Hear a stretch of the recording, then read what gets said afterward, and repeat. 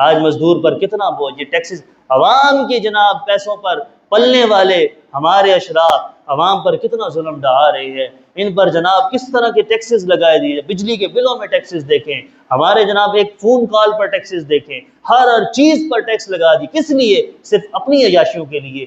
وہی جو 10 لاکھ روپے تنخواہ لیتا ہے، اگر وہ کہے جناب میری 2000 یونٹ غریبوں میں بانٹ دو، میں اپنی یونٹوں کا بل خود دوں گا، تو کیا تبدیلی آئے گی یا نہیں آئے گی؟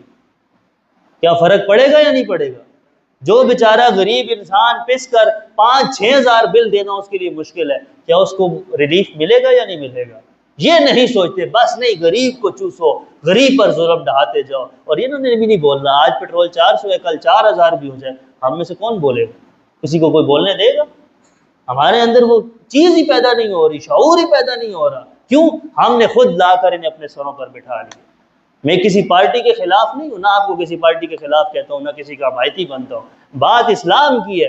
جہاں پر اسلام کے مخالف قانون آئے گا، چاہے وہ میرا باپ ہی کیوں نہ ہو، چاہے وہ ہمارا رشتہ دار ہی کیوں نہ ہو، کیا اللہ نے فرما دیا کہ جب اللہ اور اس کے رسول کے سامنے کوئی بھی آ جائے وہ تمہارا کچھ نہیں لگتا، سب ختم، اللہ اور اس کا رسول کا حکم سب سے پہلے بات۔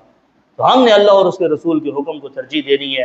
پھر اللہ تعالیٰ وہ ذات ہے، وہ عظیم ذات ہے، وہ کیا فرماتا ہے؟ اللہ فرماتا ہے انی لا اضیع عمل عامل منکم من ذکر و انثی، کہ میں وہ ذات ہوں جو کسی عمل کرنے والے کے عمل کو ضائع نہیں کرتا۔